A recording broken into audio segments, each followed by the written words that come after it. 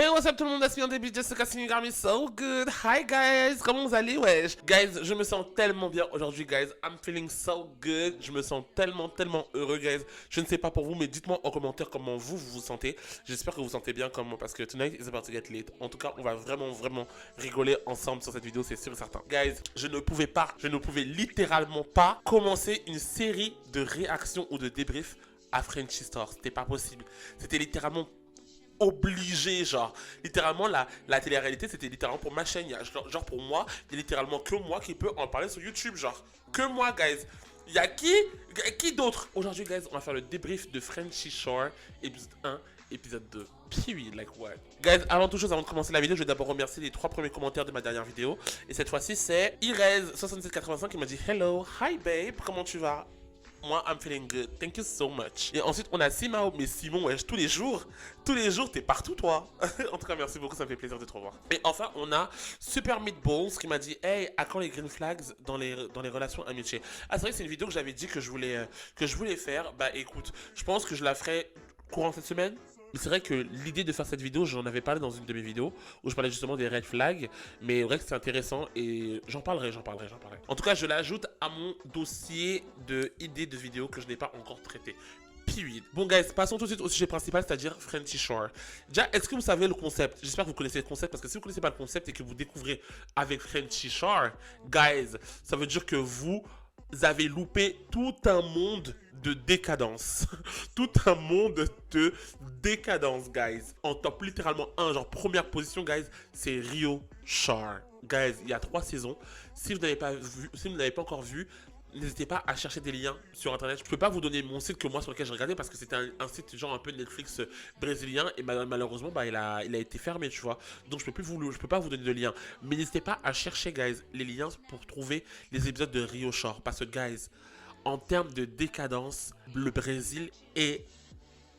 Pour moi, c'est même pas décadence. Pour moi, c'est même pas décadence. Parce que décadence, c'est un peu une sonorité négative. J'aurais dit plutôt liberté d'envie du goût. Les Brésiliens sont très libérés et très assumés dans ce qu'ils aiment et dans ce qu'ils veulent faire. No shade. Si vous voulez vraiment voir un Shore qui pète le feu, regardez Rio Shore, on en parlera par la suite. Mais bon, bref. Guys, comme j'ai dit, vraiment, il y a plusieurs saisons, il y a plusieurs pays, il y a plusieurs villes, tout ce que tu veux. Là, aujourd'hui, on va parler de Frenchy Shore. Vraiment, qui est une première en France. Pour moi, c'est comme si Carrie, en mode, là, littéralement, la France, elle a ouvert la boîte de Pandore. Parce que pour moi, tout ce qui est sexe, alcool, tout ça, pour moi, c'est des sujets qui sont tellement tabous en France que, genre, en mode, t'en parles un peu sur les réseaux, on va traiter de personnes problématiques. T'as capté ou pas? Donc, le fait qu'il fasse un Shore en France, dinguerie. Vraiment dinguerie. Il n'y a pas vraiment de concept. Ne cherchez pas à trouver un concept logique ou rationnel ou tout ce que tu veux. Il n'y a pas. Il n'y a littéralement pas. C'est juste des jeunes qui aiment faire la fête, qui aiment s'envoyer en l'air, qui sont dans une maison et qui vivent ensemble. Ça s'arrête là. Le concept, c'est ça. Point barre. Et franchement, c'est pas plus mal. Parce que je comprends pas pourquoi en France, on veut tout le temps avoir des émissions qui poussent à la réflexion, des émissions qui, voilà, veulent instruire les gens. Ça y est là, on va à l'école, on lit des livres, on est fatigué. Laissez-nous un peu sortir du commun d'habitude, là, vous avez capté ou pas? Et surtout, montrer des gens qui font les vraies choses, ou des gens qui parlent de choses tabous. Parce que vraiment, en vrai de vrai, la vie, c'est ça en fait.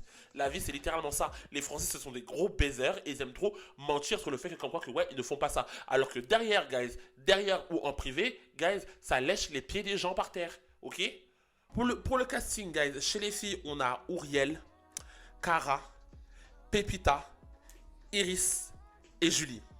Et chez les mecs, on a Tristan, Melvin, Théo, Nicolas et Enzo. Pour l'instant, c'est ça. Il y a peut-être possibilité que d'autres personnes vont arriver par la suite, j'espère, parce que pour l'instant, pour moi, il y a no shade, il y a des gens qui servent un peu à rien. Mais bon, voyons, il n'y a que 2 épisodes pour l'instant, je vais pas juger, ok? On continue. So yeah, franchement, no shade, l'épisode 1, ça annonce grave bien la vibe. Genre, si t'es familier avec tout ce qui est DRG Shore, etc., tous les shorts, franchement, tu vois très bien le délire. Genre, en mode juste, les gens, ils sont là pour faire la fête, no shade. Après, je vais pas mentir, je trouve que c'était un peu too much. T'as capté ou pas? Parce que nous, en France, nos chaînes, notre culture, on n'a pas cette culture de genre en mode crier ouvertement qu'on veut faire la fête. Vous voyez ce que je veux dire ou pas? C'est plus entre toi et tes amis. Vous voyez ce que je veux dire ou pas? Il n'y a pas beaucoup de gens comme ça qui sont dans la rue en mode ouais, j'ai envie de faire la. J'ai envie de me faire soulever à gauche, à droite. C'est pas notre culture, c'est pas français. Vous voyez ce que je veux dire ou pas? Même si on veut se faire soulever en cachette. T'as capté ou pas? Tu vois, c'est plus en soum-soum. Comme là, c'est en français et que tu comprends vraiment de tout de A à Z, t'es un petit peu en mode girl, genre calm down, genre calme-toi, tu vois ce que je veux dire ou pas? T'es aussi quand t'es avec tes potes et que tu parles de tes parties de jambes en l'air, no shade, tu parles aussi ouvertement, tu vois ce que je veux dire ou pas? Et c'est juste que comme on est français, on a tendance à penser que genre en mode bah on n'a même pas tendance, c'est que littéralement c'est tabou pour nous quoi. Donc du coup on n'en parle pas, mais en vrai de vrai, tout le monde parle comme ça, no shade. Je sais pas s'ils se sont vraiment rencontrés le jour même de l'émission, genre de quand ils ont tourné, ou s'ils se sont rencontrés un peu avant, parce que j'ai vraiment eu l'impression que leur première rencontre était super naturelle et que vraiment ils étaient tous en mode là dans le bon délire. T'as capté ou pas? J'ai pas senti de moment gênant. Alors je sais pas si comme j'ai dit ils s'étaient rencontrés vraiment la première fois le jour du tournage ou s'ils se connaissaient déjà un petit peu avant. T'as capté ou pas? Et ça pourrait expliquer pas mal de choses parce que vraiment les gens ils étaient vraiment en mode c'est il n'y avait pas la gêne du petit début là. T'as capté ou pas? La gêne de quand tu connais pas la personne, t'es un peu en mode non. Plus vite qu'il y a la gêne qui est partie là, plus vite on va voir des trucs de fou. Je trouve que vraiment pour le premier et le deuxième épisode, je trouve qu'il s'est passé quand même plein de choses. Donc ça annonce vraiment la couleur pour la suite. Genre par exemple, l'embrouille entre Cara et Auriel, j'ai trouvé ça quand même abusé. J'ai quand même trouvé ça abusé. Et j'ai même limite soupçonné que c'était une embrouille qui était, entre guillemets, mise en scène. Parce que je me suis dit, genre, wesh, tu peux pas t'embrouiller comme ça avec une personne en ayant le sourire en coin. Genre, je vois ce que je veux dire. Je me suis dit, en mode, c'est un peu.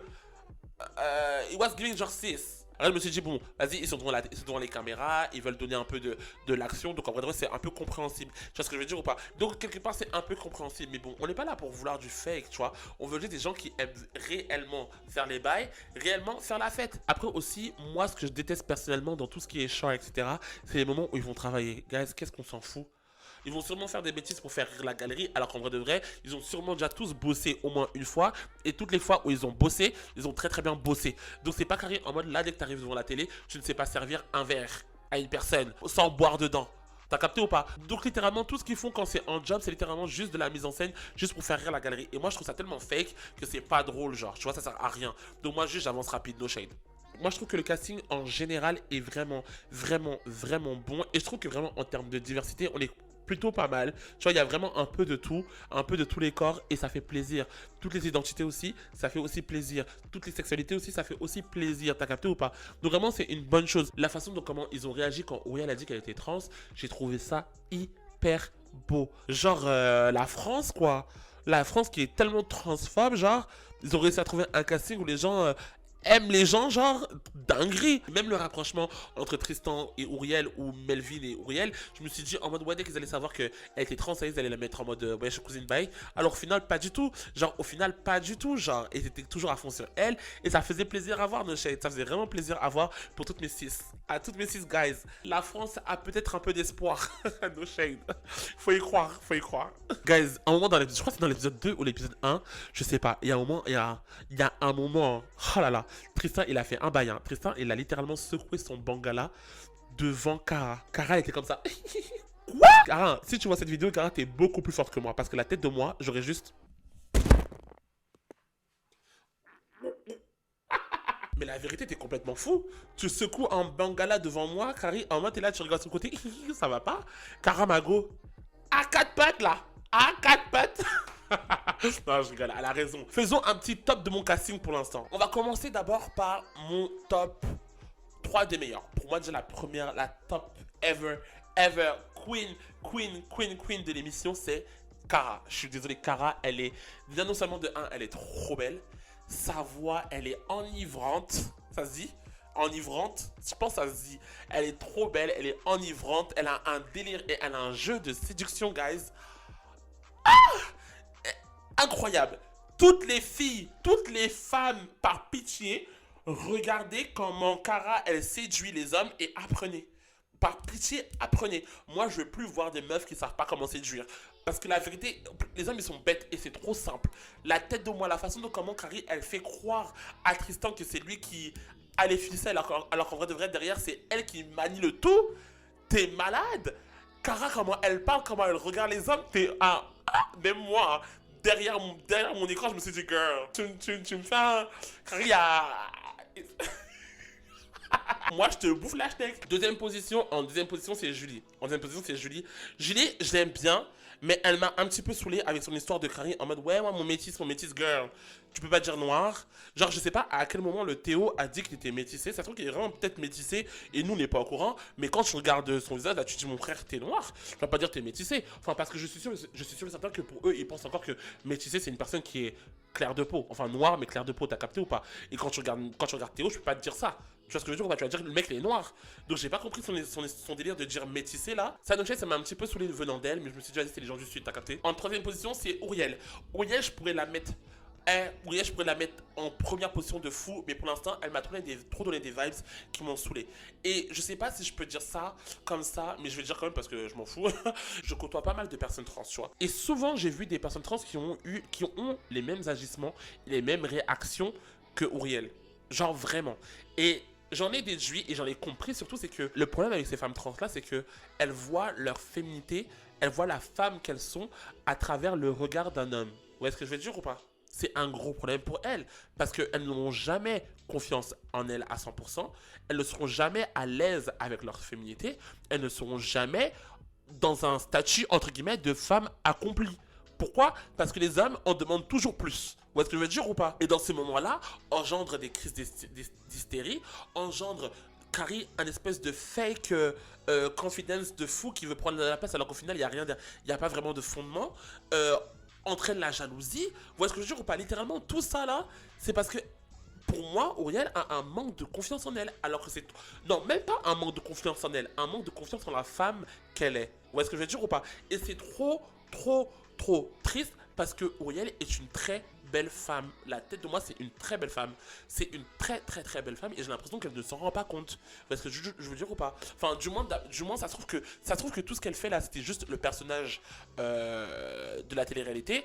Et en vrai, elle est pas du tout comme ça. Chose que j'espère parce que ça doit être très dur pour elle et ça peut être et c'est super triste. Vous voyez ce que je veux dire ou pas? Moi, je pense que Auriel, en termes de personnage, elle doit être super intéressante, mais pour l'instant, j'arrive pas à comprendre le personnage parce qu'il y a trop de trop en fait. Il y a trop de trop et surtout trop de trop qui est fake. Vous voyez ce que je veux dire ou pas? Royal, j'espère vraiment qu'on va voir sa réelle personnalité par la suite. Ensuite, ce qui concerne Pépita et Iris, concrètement, j'en parle même pas parce que pour moi, elles servent à rien. Qu'on les change vite là. Et Iris, vraiment, faut vraiment qu'elle arrête de penser que genre parce que son body est real, que genre ça fait de elle une meilleure go. Donc les deux, elles m'ont saoulé, donc voilà. Top 3 de mes garçons favoris. Moi, no shade, number 1. Melvin.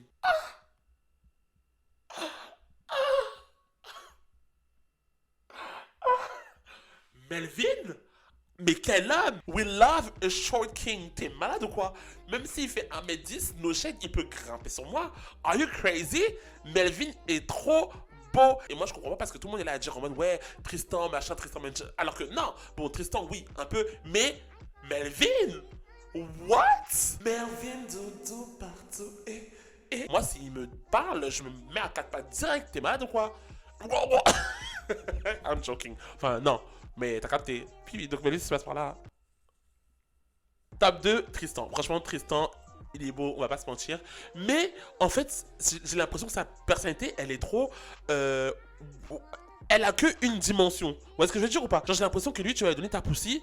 Après, c'est fini, genre. C'est un peu le sentiment qu'il donne juste dans le premier épisode. Ça se trouve qu'il est pas juste comme ça. Ça se trouve que le book il est grave intéressant. Mais là, ce qui monte, ça donne juste ça. Genre en mode c'est nul. Vous voyez? Et c'est pour ça que moi j'aime pas les gens qui sont juste beaux. Parce que quand les gens ils sont juste beaux, genre en mode ouais, et ensuite, genre. Mais le coup de la salle de bain, I'm not gonna lie. I'm not gonna lie. Quand il est posé, quand il dit oh putain, regarde, tu me. Il parle comme un beauf. Vous voyez, vous voyez la série Lascar? Il parle comme les mecs de Lascar.